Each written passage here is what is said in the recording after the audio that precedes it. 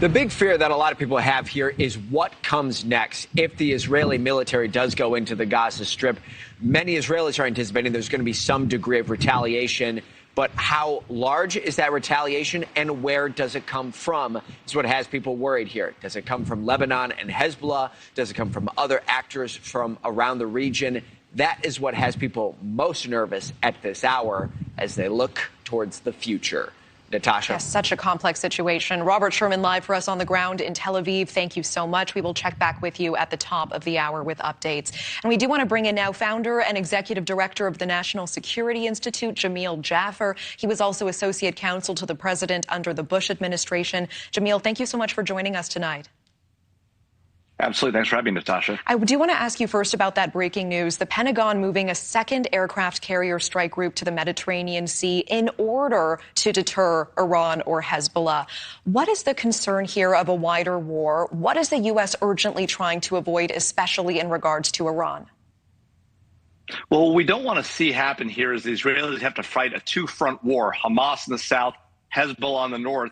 And what we also are concerned about is the Iranians using their own forces and proxy forces to conduct attacks in the Gulf and elsewhere to distract from the war, as well as to supply Hamas and Hezbollah both with the weaponry that they already have been doing.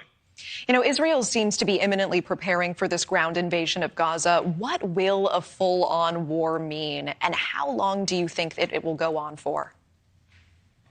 Well, you know, Natasha, it seems clear that the Israelis will do what it takes to defend their territory and are going to launch a full-scale ground invasion, incursion into the Gaza Strip. They have 300,000 reservists called up now, amassing on the border. They've made clear to the Palestinians there in that part of Gaza that they should move south past the Wadi, about 1.1 million Palestinians. It's clear they're going to go in with full force. They're going to go door to door if they need to. They're going to get their hostages out, and they're going to take out Hamas leadership.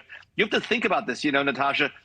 Think about the anger and frustration that Americans felt when 3,000 of our own died on 9/11. The Israelis have suffered somewhere between 10 and 16 9/11s on this one occasion with these terror attacks last week. So you can imagine the need to take action against Hamas, take out their leadership. It took us over a decade to get Osama bin Laden. I think they're going to move a lot quicker. They're going to take out the leadership of Hamas and rip out its infrastructure there in the Gaza Strip. I mean, I do want to talk about a major obstacle, though, that Israel is facing in Gaza, and that is infiltrating and navigating the massive Hamas underground tunnel system. I mean, Jamil, it just sounds nightmarish to infiltrate. We're talking about 300 miles, exits hidden in between homes and in these heavily populated civilian areas, 3 levels deep in some places.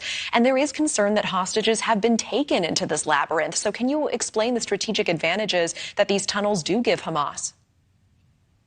They're absolutely a massive advantage for them. They know the tunnels. They know where they're mapped up. They know where the hostages are being kept, and they know the likely in and out places that the Israelis are likely to come. That's going to allow them to take action directly against those Israeli forces as they come in.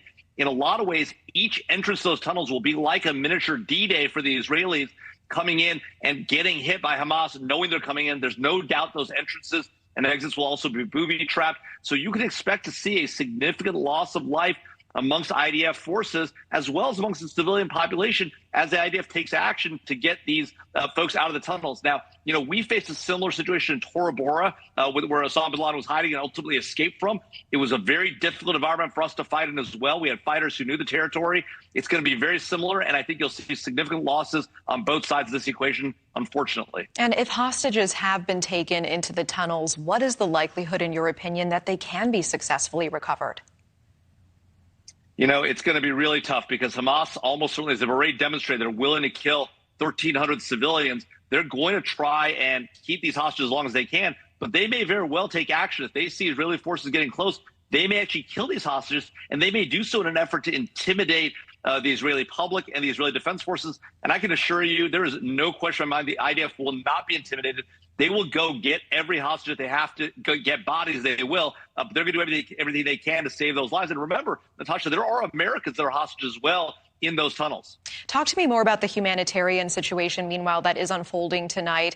We know that hundreds of thousands of Gazans are being told to evacuate to the south. Meanwhile, Hamas is telling them, sometimes at gunpoint, to stay. There are people who really are trapped in the in-between. What is the latest that you are hearing, Jamil?